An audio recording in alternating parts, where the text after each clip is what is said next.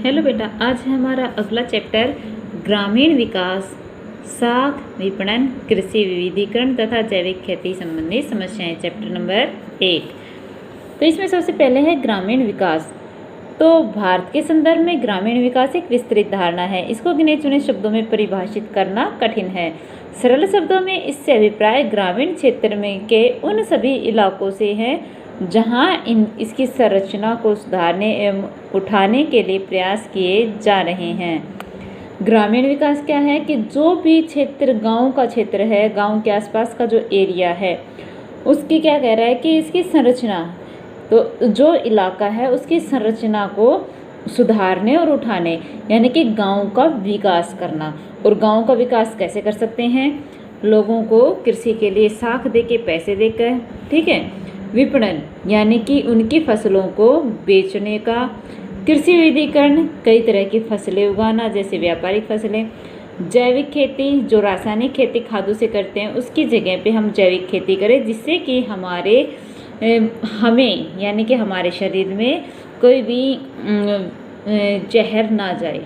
सीधी सीधी बात यह है, क्योंकि केमिकल जाते हैं बॉडी के अंदर तो वो नेगेटिव इफेक्ट डालते हैं, जिससे हमें बहुत सारी बीमारियां हो जाती हैं। तो जैविक खेती क्या होता है कि जो हम जैसे गोबर से बनता है, तो या कूड़े कचरे से जो बनता है उस खाद का यूज करके देसी, जिसको बोलते हैं देसी फसल उगाना। तो ये कह रहा है कि ग्रामीण विकास है क्या?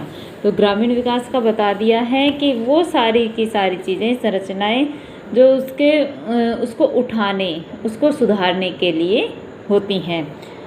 तो ये कह रहे हैं कि हम जानते हैं कि ग्रामीण अर्थव्यवस्था एक पिछड़ी हुई अर्थव्यवस्था है और विकास के संदर्भ में तो ये और भी पीछे है और खस्ता हालत में है। ग्रामीण विकास से संबंधित वे क्षेत्र जिनकी ओर ध्यान देने तथा जिन्हें विकसित करने की आवश्यकता है, उनको इस प्रकार से बांटा जा सकता है। तो इस तरह से नंबर 1, मानवीय संसाधनों का विकास, जिसमें निरक्षरता को दूर करना, शिक्षा का प्रसार करना, कौशल निर्माण, स्वास्थ्य, सफाई, स्वच्छता, आवास आदि शामिल हैं।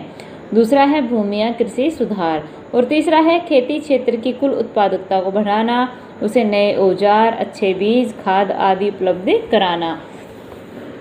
चौथा है आधारिक संरचना का विकास, जैसे बिजली, सिंचाई, साख, ग्रामीण सड़कों का निर्माण, उन्हें राष्ट्रीय राजमार्गों के साथ जोड़ना, ग्रामीण बिक्री व्यवस्था में सुधार लाना, कृषि अनुसंधान का विस्तार और सूचना प्रसार सुविधाएं। नंबर 5, निर्धनता का उन्मूलन, ग्रामीण जनसंख्या में कमजोर वर्ग, जीवन स्तर में सुधार लाना, जहां तक संभव उन्हें अधिक रोजगार के अवसर उपलब्ध करवाना। तो ये है हमारा ग्रामीण विकास। और इसमें कौन कौन से पॉइंटों पे हमें ध्यान देना है, वो हमने 5 पॉइंट बताए हैं। आगे आता है हमारे पास कृषि साख। तो कृषि साख क्या है? एक निश्चित रूप से साख कृषि उत्पादन का भौतिक आगत नहीं है, किंतु कृषि उत्पाद के संदर्भ में यह एक मूल समस्या है, क्योंकि साख से अभिप्राय कृषि उत्पादन के लिए आवश्यक भौतिक आगतों को खरीदने की क्षमता से है। और ये जो कृषि साख है, किस तरह से दी जाती है? एक सामान्य भारतीय किसान को अपनी अल्पकालीन, मध्यकालीन और दीर्घकालीन आवश्यकताओं को पूरा करने के लिए साख की जरूरत होती है। तो सबसे पहले है अल्पकालीन साख या ऋण की आवश्यकता अपने दैनिक कृषि संबंधी क्रियाओं, जैसे बीज, खाद, कीटाणुनाशक दवाइयों आदि को खरीदने के लिए पड़ती है। और इस ऋण को साधारणतः 12 महीने की अवधि में लौटा दिया जाता है। दूसरी है मध्यकालीन ऋण। इसे मशीनरी खरीदने, बाड़ लगवाने, कुआं खुदवाने जैसे कार्यों को करने के लिए लिया जाता है। और इसकी लौटाने की अवधि क्या होती है? 1 साल से 5 साल तक, यानी 12 महीने से 5 साल तक। और तीसरी होती है दीर्घकालीन ऋण, या तो अतिरिक्त भूमि और जमीन खरीदने के लिए या मौजूदा भूमि पर स्थायी सुधार करने के लिए जो ली जाती है। और इसको लौटाने की अवधि होती है 5 साल से 20 साल तक की।